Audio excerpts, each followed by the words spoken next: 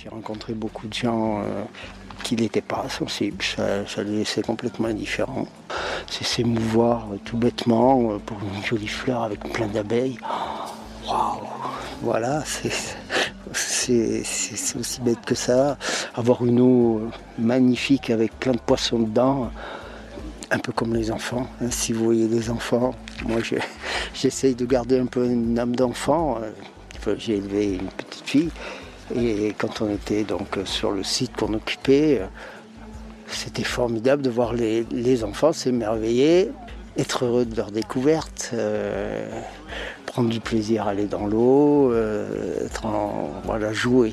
Je crois que la santé, pour moi, la santé d'un environnement, je le base sur la joie des enfants, d'être avec des adultes qui s'entendent bien. Voilà, c'était ça un peu notre but. C'est ce qu'on vivait aussi sur ce projet qui allait tout anéantir parce que c'est ce qu'on vivait en famille et qu'on ne voulait pas voir disparaître, quoi.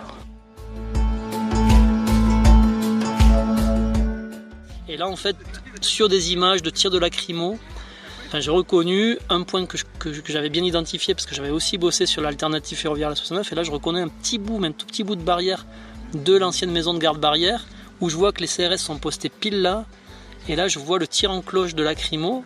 Non mais là il tire clairement en direction de l'arbre dans lequel il y a le nid de mésange d'Ulysse. Et du coup dans la foulée j'ai rédigé une plainte en mettant en cause le préfet du Tarn et les forces de l'ordre qui tiraient des lacrymos sur un nid d'espèces d'oiseaux protégés. Et du coup, on a besoin des naturalistes parce qu'ils ont une capacité à faire voir et comprendre ce qui vit sur un territoire qui est unique, qui prend énormément d'années.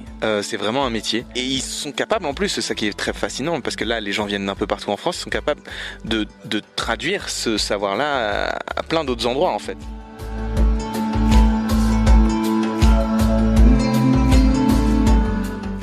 On est de retour pour cette troisième partie de mon reportage aux rencontres des naturalistes des terres. Le collectif s'est réuni en Haute-Loire pour amener son soutien au collectif de la lutte des sucs qui s'oppose au projet de déviation de la RN 88. Dans le précédent épisode, vous avez pu découvrir comment un inventaire participatif réunissant naturalistes de métier, passionnés, avec des connaissances plus ou moins étendues, était précieux sur une lutte à la fois pour actionner le levier juridique et aussi le levier de la sensibilité. Dans cet épisode, je rencontre Vincent Verza, réalisateur du film Le Vivant qui se défend, Jean, militant contre l'autoroute A69, et Michel, qui a milité à la fin des années 80 avec SOS Loire Vivante. Des histoires d'alliance avec le vivant à plein de niveaux qui ont permis des petites, moyennes et grandes victoires. Ce reportage fait partie de la saison 5 du podcast Agroécologie voyageuse dans la série Habiter la Terre. Il a été réalisé grâce au soutien de donateurs et donatrices pendant le financement participatif de cette saison. Je remercie du fond du cœur toutes les personnes qui me permettent de réaliser mon travail librement, sans pub, et notamment toutes les personnes qui me font un don chaque mois.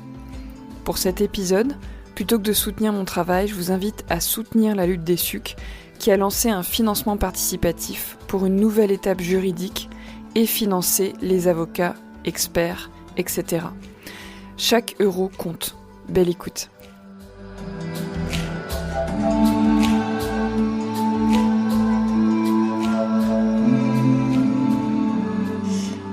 Alors du coup, donc Vincent, tu as fait un film qui s'appelle Le Vivant qui se défend. Que je n'ai pas vu.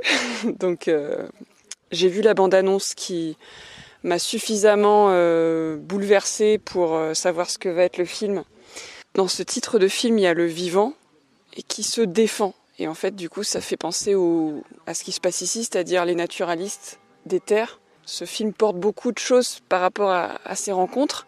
De par ce que tu as vécu ces dernières années avec le vivant, qu'est-ce que tu as envie de répondre sur pourquoi c'est important que les naturalistes soient engagés dans des projets inutiles et qui détruisent le vivant? Et tu peux le tenir comme ça, si tu veux, ça va un petit bâton de parole. Très bien. Ouais, alors moi du coup ça fait que 4 ans là que je me suis mis à m'intéresser vraiment aux animaux sauvages, au pistage. J'ai fait un apprentissage vraiment du pistage animalier et de la vidéo animalière. Et clairement ça a été une nouveauté, ça a été vraiment un apport dans mon approche de la lutte.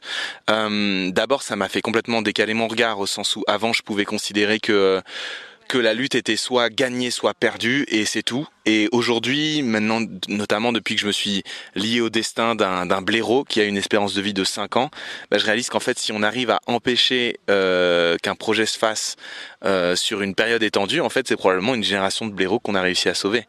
Et que là, par exemple, certes, la 69, elle est en train de se construire, mais en fait, les voitures ne roulent toujours pas. Donc tout ce temps qu'on a gagné, les animaux ont pu traverser la route sans se faire taper. Et ça, c'est extrêmement précieux, en fait. Enfin, ça vaut la peine. Ça vaut toujours la peine. Et l'autre chose, c'est ce que j'ai vécu là, particulièrement ce week-end avec les naturalistes des terres, c'est réaliser que ce sont des personnes qui ont développé un savoir extrêmement pointu et très dévalorisé. C'est-à-dire qu'en fait, enfant, si t'étais ornitho, t'es un peu ridicule, quoi. Si t'aimes bien les petites bêtes, les petits insectes, grandis en fait. T'es à côté de la plaque. Et ben ces personnes-là se sont attachées à ça, sont allées au bout de cette passion, jusqu'à en faire leur métier. Et aujourd'hui, on a besoin de elles et eux pour apporter ce savoir extrêmement précis au service d'une lutte qui, des fois, se fait pour des raisons politiques. Voilà, par exemple ici, si t'aimes pas Wauquiez, en fait, t'as envie d'être contre sa route, quoi, parce que c'est la route de Wauquiez, clairement, il veut sa route. Et là, on vient de passer un week-end à voir des tonnes d'insectes, des tonnes d'animaux, d'oiseaux qui vivent sur le tracé de la route. Et ça change complètement la perspective de pourquoi est-ce qu'on veut pas que cette route se fasse. Parce qu'on veut pas que cet habitat-là, qui est habité par d'autres que nous, mais aussi par nous-mêmes, genre par des gens qui cultivent la terre, on veut pas que ce soit détruit. Et du coup, on a besoin des naturalistes parce qu'ils ont une capacité à faire voir et comprendre ce qui vit sur un territoire qui est unique, qui prend énormément d'années. C'est vraiment un métier. Et ils sont capables, en plus, c'est ça qui est très fascinant, parce que là, les gens viennent d'un peu partout en France, ils sont capables de traduire ce savoir-là à plein d'autres endroits, en fait. Et bien qu'évidemment, je les entends dans ma tête dire « mais non, mais on est vraiment que experts de tout petites zones, etc. » Donc déjà, ouais, on a besoin d'eux pour voir, parce que eux savent regarder. Ils savent aussi faire que ça pèse, c'est-à-dire qu'ils savent où et comment mettre ces données en ligne pour que ce soit compté, pour que ce soit reconnu comme tel par la justice, avec de l'eurodatage, avec de l'indication précise GPS de où a été faite telle observation. Et en plus, ce que j'aime bien, c'est qu'ils ont une approche du territoire qui est complètement fractionné, et c'est une bonne chose au sens où ils regardent chaque parcelle, chaque petit coin de verdure, chaque zone du champ qui est plus ombragée ou qui est plus humide comme étant une zone en tant que telle qu'il faut regarder précisément et qu'il faut s'intéresser précisément à quelles sont les espèces territoriales de ce micro-habitat-là. Et ça, en fait, en tant qu'écolo, on n'a pas l'habitude de voir ça. On a l'habitude de penser la route comme des gigatonnes de CO2, comme des centaines d'hectares rasés, comme voilà des gros chiffres en fait. Et eux ils sont là, non mais là, cette toute petite parcelle-là de 5 mètres par 5 mètres, elle est ultra précieuse. Et ça c'est encore un décalage du regard qui est super intéressant. Est-ce que c'est ça que tu as voulu raconter dans ton film, ou est-ce que c'est d'autres choses? Quelle était l'intention et qu'est-ce qu'il génère, puisque la tournée a commencé et tu vois ce que ça crée chez les gens. Et on terminera par ça si tu veux. Ouais. Ce que j'ai voulu raconter dans mon film, c'est comment est-ce que je suis passé un peu malgré moi, un peu à ma propre surprise, d'être ce militant politique hors sol, se déplaçant de lutte en lutte sans jamais vraiment être quelque part, à un attachement à un territoire, et pas seulement à ce territoire, mais aussi aux habitants autres qu'humains qui le peuplent. Et comment ça m'a changé en fait, comment ça a nourri ma lutte, et comment en fait il y a eu une lutte sur mon village et qui est venue joindre toutes les observations que j'ai pu faire en fait sur le territoire. Et du coup c'est une histoire un peu différente de celle qui se vit ici, parce que c'est une histoire de newbie, c'est une histoire de type qui découvre en fait, qui connaît rien, et ce qu'il découvre le fait changer, le fait bouger. Et c'est en ça que c'est une bonne première histoire à raconter sur ce thème du vivant, de nos interdépendances, de notre manière d'être reliés, de nous sentir reliés à ce qui vit autour de nous. et un territoire, parce que je pense qu'il faut partir du niveau ultra nul, parce qu'on est plein en fait à être ultra nul, et on est très peu en fait, on n'est pas du tout majoritaire. Enfin c'est comme je le disais, ce sont des hurluberlus, ces naturalistes. Ils ont été très seuls à mon avis à plein de moments de leur vie. Donc voilà, c'est ça mon pari, c'est donner envie et voir ce que ça raconte que de s'attacher à un territoire et aux animaux qui le peuplent. Donc le film fait une tournée d'avant-première au cinéma, je le recommande très vivement, c'est un joli film. Et du coup, les listes des dates sont sur le site partagerc'estsympa.com.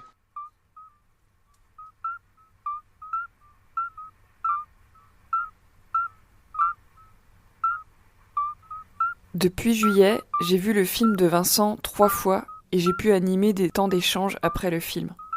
Je confirme que le vivant qui se défend peut émerveiller, attrister, réveiller la colère. En tout cas, il remue, et si on est à l'écoute des émotions que cela génère, cela peut aussi créer un élan pour changer des choses dans nos vies. Depuis le printemps, des centaines de projections ont été et sont toujours en ce moment organisées.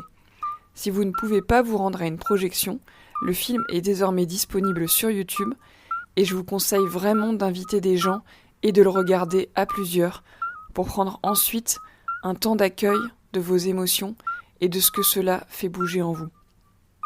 Pour information, Vincent et les naturalistes des terres ont lancé un appel à celles et ceux qui ont une capacité à mettre en lumière le vivant avec leur appareil photo ou leur caméra.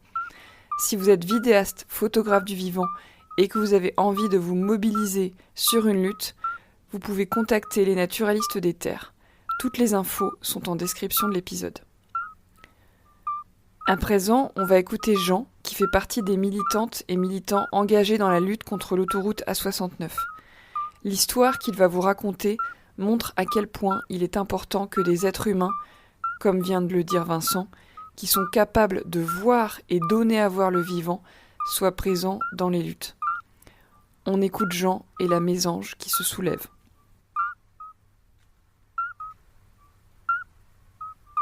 Donc ce qui s'est passé concrètement, c'est que cet écureuil, Soso, a envoyé une photo à quelqu'un sur une boucle de soutien à la ZAD, de soutien à l'occupation. Et il se trouve que cette personne était membre des naturalistes des terres. Et reposter la photo et les photos et les petits bouts de vidéo sur la liste des naturalistes des terres versus A69. Donc il y a une boucle signal qui existe depuis 1 an et demi, d'échange de points de vue, d'expérience, d'expertise en direct et en temps réel, quelque part, et je pense que ça a été important. Et du coup, quelqu'un sur la boucle des naturalistes des terres versus A69 dit « Ah, mais c'est une mésange bleue, c'est une espèce protégée, si jamais elle est en train de nidifier, ça peut être intéressant ». Et là du coup, moi j'étais aussi sur ce boucle naturaliste des terres versus A69 et je me dis, c'est une espèce protégée du coup, la mésange bleue, mais dans ce cas-là, si ce comportement-là effectivement est observé, il faut le prendre, le recapter si possible avec une application timestamp qui permet de géolocaliser, de redater, parce qu'on avait un précédent sur la même parcelle où la Cour européenne des droits de l'homme nous avait dit concernant les pratiques cruelles de forces de l'ordre sur les militantes et militants qui ne pouvaient pas juger parce que les photos et les vidéos qu'on leur montrait n'étaient pas horodatées, n'étaient pas géolocalisées. La Cour européenne des droits de l'homme avait dit rien ne nous prouve que ces images ont été prises au lieu à l'heure où vous le dites. Ça c'était l'argument de l'État français mais que la Cour européenne avait repris. Donc aguerri de cet aspect-là, du coup l'idée, le réflexe a été à partir de là de dire tout ce qu'on voit, il faut absolument l'enregistrer avec cette application. Donc ce que l'écureuil a fait, elle a refilmé dans les heures, les jours qu'on suivi, les 2 jours qu'on suivi, et donc elle a vu encore plus d'images de cet oiseau qui faisait des allers-retours sous la branche dans laquelle elle était installée depuis l'écureuil, elle depuis déjà plus de 30 jours, et avec des petits allers-retours, des choses dans le bec, et du coup moi j'ai transmis ça à mon ancien directeur de thèse, qui me dit écoute, ça ressemble à un comportement de nidification, ça peut être des fleurs qu'elle a dans le bec pour se nourrir, mais peut-être que c'est en fait des plumes ou matière un peu duveteuse qui va lui servir à préparer la cupule au fond de la cavité dans l'arbre, qui va lui servir à faire son nid. Et s'il y a nidification, du coup c'est intéressant. Enfin, et ça juridiquement on sait que s'il y a un nid, là interdiction de couper l'arbre tout simplement parce que c'est un habitat d'espèces protégées en période de reproduction, donc là on ne discute pas. Voilà, donc du coup on a regardé un peu plus les vidéos, j'ai été mis en lien avec d'autres scientifiques, avec des ornithos qui ont dit oui, non, là c'est clairement un comportement de nidification, donc est-ce que vous êtes prêt à faire des attestations? Oui, on a eu 2 attestations, donc sur cette base-là, on avait la preuve qu'un oiseau est en train, d'espèces protégées, donc des mésanges bleus, est en train de nidifier dans une parcelle sur laquelle il y avait un gros enjeu, puisqu'il y avait des arbres qui avaient déjà été coupés, des écureuils qui occupaient depuis plus de 30 jours, qui étaient assiégés. On avait tenté ce recours devant la Cour européenne des droits de l'homme qui n'avait pas fonctionné, et on essayait un peu par tous les moyens de faire cesser d'une part l'agression sur les militantes et militants et l'oppression très forte qu'il y avait sur LE, et essayer de faire arrêter la coupe d'arbres, parce qu'en plus on disait que cette parcelle elle était un fort enjeu écologique et qu'elle n'aurait jamais dû être coupée à ce moment-là. Voilà, donc du coup sur cette base-là on avait ces données, mais il restait à voir quoi en faire, parce qu'ok, il y a un nid, on peut leur dire il faut arrêter de couper parce qu'il y a un nid, mais ça suffisait pas, en tout cas on voyait pas comment faire, et il se trouve que dans le même temps il y a des zadistes, et on voit bien là, la complémentarité des modes d'action. Je trouve que c'est aussi ce qui est très intéressant dans cette situation-là, qui venaient tous les jours pour essayer de ravitailler les écureuils, parce que du coup ils étaient assiégés, elles avaient eu une fois du ravitaillement d'eau, vaguement des biscuits une fois que les avocates avaient pu faire passer, mais en fait il n'y avait plus de nourriture, même s'il y avait eu des bonnes provisions mises avant le siège dans les arbres. Et là, les écureuils en étaient à boire des bouillons de bourgeons de platane, donc on en était quand même à ce niveau-là de... Tu en faisais partie? Alors moi j'étais en arrière, j'étais clairement en base arrière, j'étais à regarder les boucles signal, à faire l'interface avec les avocates, voir quoi les écureuils pouvaient répondre, notamment le fait que c'était en état de nécessité, que ces arbres étaient occupés pour empêcher cette coupe d'arbres, dont nous on affirmait que c'était illégal à ce moment-là, déjà, indépendamment qu'il y ait des oiseaux ou pas. Et en fait, du coup, il y avait des zadistes qui venaient tous les jours essayer d'apporter de la nourriture en lançant des petites boulettes donc lestées, donc des boulettes avec des lentilles, avec du nougat, avec d'autres ravitaillements éventuels, en essayant de les lancer par-dessus les gardes mobiles pour aller jusque dans les arbres, avec tout un tas de petits systèmes qui avaient été imaginés.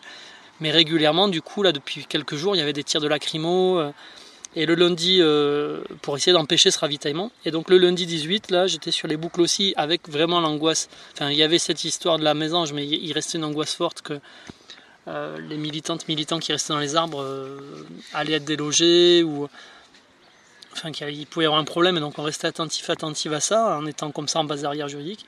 Et là, en fait, sur des images de tirs de lacrymo, j'ai reconnu un point que j'avais bien identifié, parce que j'avais aussi bossé sur l'alternative ferroviaire à la 69, et là je reconnais un tout petit bout de barrière de l'ancienne maison de garde barrière, où je vois que les CRS sont postés pile là, et là je vois le tir en cloche de lacrymo, qu'on voit bien sur la vidéo.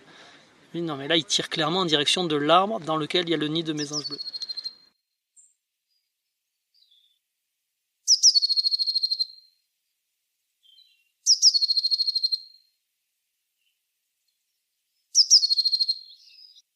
Là on a le truc, on a le point d'attaque, et du coup dans la foulée j'ai rédigé une plainte en mettant en cause le préfet du Tarn et les forces de l'ordre qui tiraient des lacrymos sur un nid d'espèces d'oiseaux protégés. Puis allez, je mets ça en cause, voilà, et on l'a partagé avec les membres des associations et tout, qui ont dit bah vas-y, la plainte, ça semble vraiment très très clair et très éloquent, allons-y, déposons. Donc on a déposé la plainte, je l'ai déposée directement au tribunal judiciaire, à l'accueil, à Toulouse, au pôle régional environnemental. Et 2 jours après, j'ai les gendarmes qui m'ont appelé en me disant on souhaite vous voir suite à votre plainte. Ouh là là. On met quand même en cause le préfet, les forces de l'ordre, de quoi s'agit-il? Et l'avocate me dit non, t'es plaignant, si t'es invité à venir, c'est toi le plaignant, il n'y a pas de raison que tu y ailles pas, ou que tu aies les craintes à y aller. Ok, je demande quand même au gendarme, je dis mais c'est pourquoi? Il me dit c'est pour confirmer qu'il y a bien une nidification, que vous nous disiez en quoi vous pouvez dire qu'il y a une nidification de cet oiseau. Donc je suis allé à ce rendez-vous avec les gendarmes pour compléter ma plainte. Et là du coup il y avait 2 gendarmes, 2 officiers, donc inspecteurs de l'Office français de la biodiversité, Et là, le rendez-vous était un peu surprenant, il était un peu à double tranchant parce que, en fait, au début, j'arrive, je dis je suis convoqué. Il me dit non, vous n'êtes pas convoqué, c'est vous qui êtes plaignant, vous venez déposer tout. Et en fait, dès que je suis rentré dans leur bureau, j'avais un gendarme en face de moi, un gendarme derrière moi, 2 inspecteurs de l'Office français de la biodiversité. Et là, le gendarme commence par me dire mais vous savez que les gens qui occupent les arbres, ils sont dans une propriété privée, ils n'ont pas le droit de le faire. Il a commencé à être en mode un peu accusatoire vis-à-vis de moi. Et là, je lui ai dit, mais vous savez que le rapporteur spécial de l'ONU a dit que les pratiques qu'il y a à leur rencontre sont des pratiques cruelles et que toutes les personnes qui participent à ce siège, en fait, participent à cette cruauté et tout ça et que c'est pas acceptable. Donc là, vous êtes en train de défendre des pratiques cruelles dans ce que vous me dites et tout ça. Donc, il y a eu un peu un rapport de force qui s'est établi. Il me dit, bon, on n'est pas là pour parler de ça. Et du coup, on a discuté, donc ils me disent, mais ok, mais vous croyez pas quand même que les personnes qui occupent les arbres gênent en fait les oiseaux, perturbent leur reproduction? J'aurais dit, écoutez, dans tous les cas, moins que si les arbres étaient coupés. Et par ailleurs, ils m'ont montré des photos d'un autre site qui était occupé, en me disant, et là-bas, vous croyez pas que ça pose problème? Et je sentais qu'ils essayaient en fait de me faire éventuellement déposer plainte.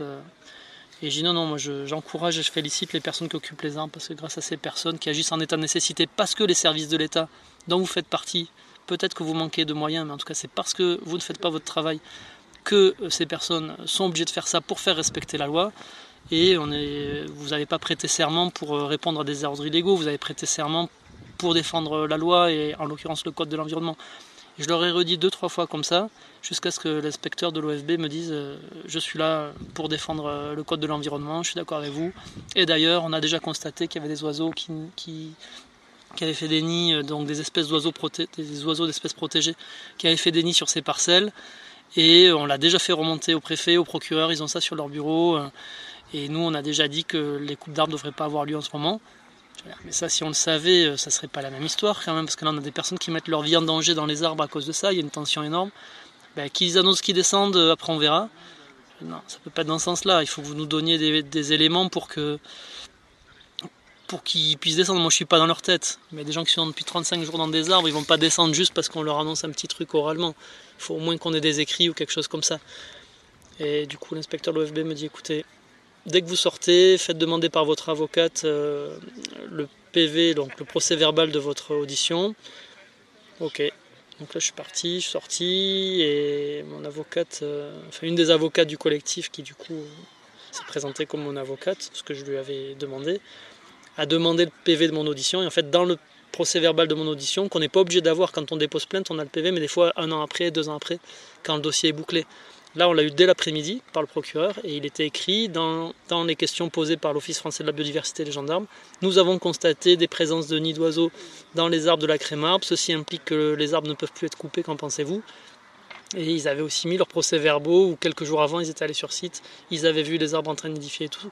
Donc ça a permis de dire, on a une preuve écrite du fait que l'OFB considère que ces arbres ne doivent pas être coupés, ce qui a permis de déclencher la descente des écureuils officiels qui étaient dans les arbres depuis plus de 35 jours, 36, 37, je sais plus, là. Et d'annoncer qu'on avait permis que les arbres ne soient pas coupés, sachant que c'était le 24 mars que les écureuils sont descendus. Et il y avait jusqu'au 31 mars dans ce qui était dit, même si nous on contestait qu'ils pouvaient couper cette parcelle, les autorités s'étaient donné le droit de couper jusqu'au 31 mars. Donc là, ils s'attendaient l'épuisement des 3 dernières personnes qui restent dans les arbres pour les faire descendre et pour couper les arbres et régler la question à ce moment-là. Donc on a réussi à faire en sorte que ce ne soit pas le cas. Il y a des personnes que j'appelle des écureuils sauvages qui sont remontés dans les arbres au moment où les écureuils officiels sont descendus, ne croyant pas à la parole du préfet. Et bon, peut-être ça a participé aussi, en tout cas il y a eu une poursuite, mais il n'empêche que globalement on a pu dire voilà, les écureuils sont descendus et les coupes d'arbres ont été suspendues, arrêtées.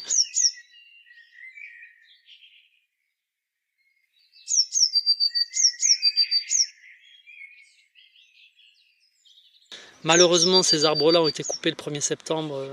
Ensuite, avec dès minuit 01, une armée de gardes mobiles, de têtes d'abaisseuses qui sont venus couper ces arbres.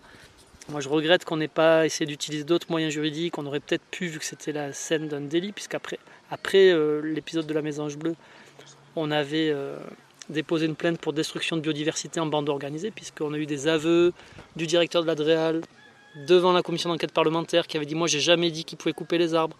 À Tosca, le concessionnaire de l'autoroute, qui a dit « Moi, je l'ai fait parce que c'est le préfet qui m'a dit de le faire », qui commençait là à se balancer les uns les autres. Donc On a déposé une plainte pour destruction de biodiversité en bande organisée. Peut-être que de ce fait-là, on aurait pu demander au juge d'instruction de dire on ne touche pas à cette parcelle. Bon, bref, ça on ne refera pas l'histoire, ces arbres ont été coupés, mais on a réussi à les sauver au moins pendant 6 mois, juste par la présence d'une mésange bleue qui est venue faire son apparition au milieu des gaz lacrymaux, au milieu d'un siège qui durait depuis plus de 35 jours, Elle s'est soulevée, t'avais dit. et qui est venue rappeler que la nature se soulève et qu'elle est plus forte que tout quelque part, et qu'elle a mis tout le monde d'accord à ce moment-là avec, écoutez, de toute façon, que la parcelle elle soit fort en jeu, pas fort en jeu, les textes sont clairs, quand il y a un nid d'oiseaux d'espèces protégées, on n'a pas le droit de couper les arbres, point. Et ça avait permis à ce moment-là de mettre tout le monde d'accord. Donc ça, je trouve ça vraiment très fort. Et ce qui s'est passé aussi après ça, c'est que les gendarmes, je leur ai dit, merci de m'avoir reçu aussi vite. Et je croyais que c'était une brigade spécialisée en droit de l'environnement. En fait, ils m'ont dit, ah non, mais... Alors, ils m'ont dit, on vous a reçu parce qu'en fait, on préparait une grosse opération pour la semaine prochaine. Et je leur demande si c'est une brigade environnement. Ils me disent, ah non, on est une brigade à 69. Ce que je pense, que je peux dire là aujourd'hui, c'est qu'en fait, ils préparaient une opération pour la semaine d'après sur un autre site qui était occupé. Et en fait, je pense qu'ils espéraient que moi j'ai dit que l'occupation des arbres sur l'autre site posait problème, qui aurait en fait justifié leur intervention. Donc quelque part, on leur a démonté un peu ça, et surtout, on a passé le message très fort à toutes les personnes qui occupaient les arbres, de leur dire, rappelez bien que vous êtes là en état de nécessité, et mettez des photos, mettez des applications sur vos téléphones, timestamp, pour filmer le moindre oiseau qui vient nidifier, le moindre insecte saproxylique, donc qui vit dans le bois, qui viendrait dans vos arbres et tout. Et si jamais les forces de l'ordre arrivent, dites bien en vous filmant avec timestamp, attention, vous approchez pas, vous risquez détruire un nid d'oiseaux, vous risquez... puisque là, on a une plainte qui a porté ses effets contre des forces de l'ordre qui avaient tiré des lacrymos sur des arbres. Et là, dès le samedi, dimanche, il y a eu des panneaux qui ont été mis avec des salamandres en bas, les oiseaux dans les arbres et tout. Et là, il y a eu un empouvoirment des écureuils qui sont vraiment, je pense, davantage perçus encore la nécessité de filmer le moindre oiseau, le moindre insecte qu'il y avait sur leurs arbres. Et ça a été le cas donc sur la Calarbre, ça a été le cas ensuite sur la parcelle du Verger, où du coup on recevait des éléments et que donc là on retransmettait directement aux naturalistes des terres en disant là il y a tel insecte à longue antenne qui a été vu sur cet arbre, donc un insecte saproxylique, est-ce que c'est une espèce protégée ou pas, il y a tel oiseau là qui est vu. Donc là il y a vraiment une articulation qui s'est faite entre écureuils militantes occupant les arbres et les naturalistes des terres sur comment est-ce qu'on mobilise l'information, la connaissance naturaliste, et comment on peut vérifier ce qu'on voit, est-ce que c'est protégé, pas protégé, qu'est-ce qu'il convient de faire. Alors, qu'est-ce qu'il convient de faire en tant que militante et militant pour les déranger le moins possible, et qu'est-ce qu'il convient de faire pour bien observer quelles espèces c'est, quels comportements elles ont, pour le mobiliser en disant en face pro-autoroute ou aux forces de l'ordre, là vous n'avez pas le droit de toucher, vous n'avez pas le droit de vous approcher parce que c'est protégé, c'est des espèces protégées. Voilà un peu ce que je peux raconter de cet épisode-là.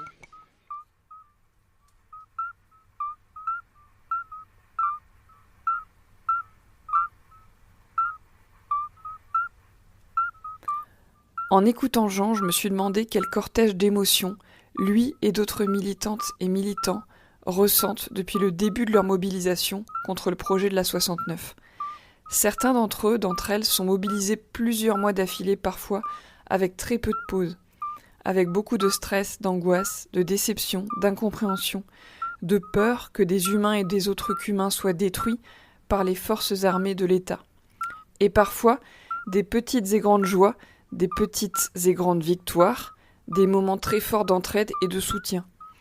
Peut-être un jour ferai-je un épisode sur ce sujet de la robustesse dans les luttes. Comment garder allumée la flamme de la vie en nous sans qu'elle nous brûle ?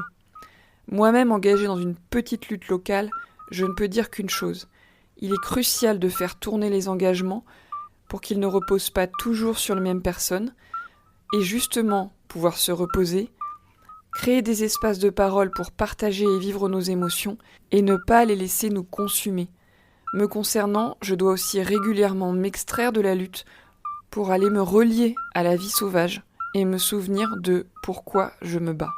Michel, lui, s'est battu à la fin des années 1980 pour préserver un territoire qu'il aime profondément. À cette époque, la France décide de dompter la Loire, le dernier fleuve sauvage d'Europe. 4 barrages et de nombreuses digues doivent être édifiés sur le bassin de la Loire, notamment dans le but de créer des réservoirs d'eau à destination de l'agriculture intensive et pour la dilution de la pollution nucléaire, et pour contrôler les crues qui gênent l'urbanisation des plaines inondables. Le plus grand de ces projets de barrage, Serre de la Fare, dans la haute vallée de la Loire, doit noyer 23 km de magnifiques gorges. Après 6 années de campagne menées sur tous les fronts, SOS Loire Vivante obtient l'abandon définitif du barrage de Serre de la Fare. La logique des aménagements lourds est abandonnée et l'accent est mis sur la prévention des crues, sans barrage et la sauvegarde du patrimoine naturel. Michel raconte pourquoi il s'est engagé dans cette lutte et quelques ingrédients du succès selon lui. Je suis très émue de récolter le témoignage de Michel, qui commençait à occuper le site l'année de ma naissance. Rencontrer des militants de la génération de mes parents me fait me sentir reliée aux générations d'humains dont l'amour pour la vie nourrit le courage.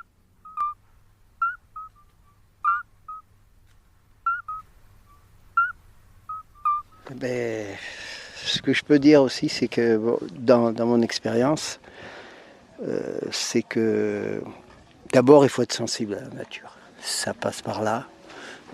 J'ai rencontré beaucoup de gens qui n'étaient pas sensibles, ça les laissait complètement indifférents. C'est s'émouvoir tout bêtement pour une jolie fleur avec plein d'abeilles.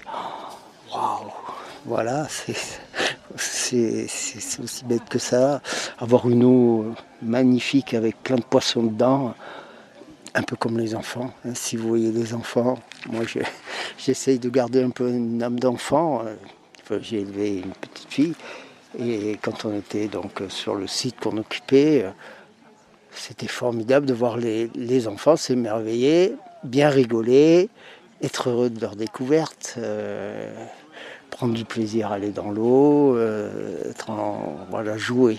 Je crois que la santé, pour moi, la santé d'un environnement, je le base sur la joie des enfants, d'être avec des adultes qui s'entendent bien. Voilà, c'était ça un peu notre but. C'est ce qu'on vivait aussi sur ce projet qui allait tout anéantir, parce que c'est ce qu'on vivait en famille et qu'on ne voulait pas voir disparaître, quoi.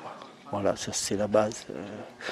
On avait des familles qui aimaient faire de la pêche sur ce lieu, il y a des gens qui aimaient faire du kayak, qui venaient se baigner, d'autres qui venaient juste prendre un peu l'air après le travail pour être un peu dans la nature et se rafraîchir. Voilà, tout ça, ça a fait qu'on s'est réunis et que ça a permis de défendre ce qu'on aime. C'est aussi bête que ça, c'est le départ. Et après, ensuite, c'est la méthode. Comment on va s'y mettre pour arriver à protéger ce site. Donc, j'avais des connaissances puisque j'avais fait un peu quand même des études de biologie, donc j'étais sensible par rapport à la nature. Et puis surtout, on était contre un pouvoir, contre un projet. Et ça a une autre dimension, quoi. Comment s'y prendre, hein. Parce que, la première des choses que j'ai senties, évidemment, c'est qu'on a besoin de soutien. Tout seul, c'est pas possible. Même une petite assoce, on est vite balayé par le monde des aménageurs et du politique. Hein. C'est énorme. Là, c'est fou. Et ça a fonctionné parce qu'on a été sur tous les terrains. Voilà, on a compris, on n'était pas très nombreux, mais on s'est dit qu'il faut investir tous les terrains. Autant le terrain, puisqu'il y avait des élections cantonales, on s'est dit il faut y aller. Après, on a pris le terrain des scientifiques, parce qu'on avait besoin des scientifiques, et je ne le savais pas, mais il y avait déjà du travail en amont. Je l'ai découvert à ma grande surprise et puis agréablement. Et puis surtout, je le savais, au niveau juridique, la loi de protection de la nature qui nous permettait d'enclencher des démarches administratives, de contester ce qu'on appelle l'utilité publique. Et dire, non, pour nous, c'est pas une utilité publique de noyer toute la haute vallée de la Loire. Je prétexte qu'il faut des bassines pour arroser du maïs, quoi. Voilà. C'est contre ça que tu t'es battu ? Oui, et puis aussi, oui, bien sûr, ouais, c'était ça. Et puis c'était surtout des gens méprisants. Comme je le disais, on sentait bien que nous, la Loire, vous savez, il faut que ça serve à la production. Donc ce fameux maire de Tours, Royer, qui voulait faire cette technopole, la Loire industrieuse qui rentre dans le système économique, qui produit profit, donc les bouseux, la Loire qui ne sert pas à grand chose, si ce n'est que se faire plaisir parce qu'il y a des familles qui veulent être contentes ensemble. Bon, mais ça compte pas, hein, voilà. Mais comment on s'y prend, et là on a eu besoin de autant, et c'est là que j'ai découvert après par l'expérience que le militant il a besoin de tous ses soutiens, mais d'abord du soutien de la population, du soutien scientifique et technique, et du soutien juridique, et heureusement. Et là j'espère qu'on va tenir bon, qu'on a un code de l'environnement, ça c'est important. Et puis que effectivement, alors c'est le dernier qu'on n'a jamais eu, qui n'est pas facile à avoir, c'est le soutien politique, quoi. Et quel a été le rôle des naturalistes dans le succès de la lutte ? Ça a été très important par rapport à l'Europe, surtout parce que quand les scientifiques savaient que tout ce qui avait disparu en Europe, ce qu'on appelle Natura 2000, que ce soit les libellules, que ce soit les mammifères, que ce soit les chiroptères, enfin les chauves-souris, etc.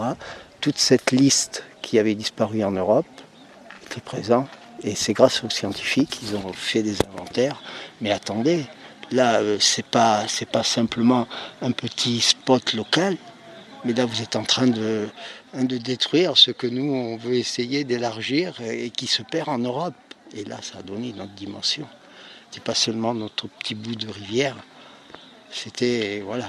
Et surtout, arrêtons de saccager et surtout, ne continuons pas de saccager et de détruire ce qu'on a détruit ailleurs. Parce que même les Allemands disaient, mais nous, on a tellement aménagé nos fleuves qu'il n'y a plus de biodiversité, il n'y a plus de poissons. Ah oui, on a beaucoup d'électricité, bien sûr, mais qu'est-ce qu'on en fait ? En plus, on gaspille. Et on a tout perdu. Et ils n'arrêtaient pas de me dire, je voyais des étudiants, parce c'est des étudiants qui faisaient de restauration de milieu. Ils n'arrêtaient pas de nous dire, mais surtout ce que vous avez là comme trésor, ne le détruisez pas. Si vous saviez comme ça coûte cher, alors que là, vous n'avez rien à faire. Vous avez simplement à laisser tranquille. C'était beau, voilà, c'était tout simple. Laissez tranquille votre rivière, elle a un potentiel. Et nous, par expérience, on sait que pour remettre une rivière naturelle, mais ça coûte un prix fou. Merci à Jean, à Soso, à tous les écureuils qui ont été ou sont aujourd'hui perchés dans des arbres pour les protéger. Merci aux naturalistes, sans qui cette mésange n'aurait pas pu faire son nid et élever ses petits. Grâce à eux, grâce à elles, de plus en plus de militants et militantes sont outillés pour repérer sur les chantiers des indices qui peuvent permettre aux vivants de se défendre. Merci au crapaud Alite accoucheur, dont le chant a ponctué cet épisode, et à Coriolis qui m'a fourni ces superbes enregistrements. Pour rappel, le projet de déviation de la RN 88 prévoit de détruire 190 hectares, dont 25 hectares de zones humides. Pour soutenir la lutte des SUC, vous pouvez signer la pétition, répondre à l'enquête publique, soutenir la bataille juridique en faisant un don ou rejoindre le collectif. Tous les détails sont dans les notes de l'épisode. Vous qui m'écoutez, peut-être vous demandez-vous si vous pourriez vous dire naturaliste. Justement, dans la prochaine partie, on abordera cette question. Comment le mouvement des naturalistes des terres questionne ce que ça a été d'être naturaliste et ce que c'est aujourd'hui et ce que ça peut devenir. Pour soutenir mon travail et essaimer les messages des personnes à qui je tends mon micro, je vous invite à partager cet épisode à 3 personnes de votre entourage. Vous pouvez aussi vous abonner au Mycélien, ma newsletter, et recevoir chaque mois les derniers épisodes du podcast, accompagnés de ressources pour nourrir les nouveaux récits de l'agroécologie et œuvrer sur le terrain. Après la fin de cette écoute, je vous invite à prendre une petite pause, à respirer et vous demander simplement comment je me sens après cette écoute. Qu'est-ce que cet épisode a fait bouger en moi ? Est-ce que cela génère un élan ?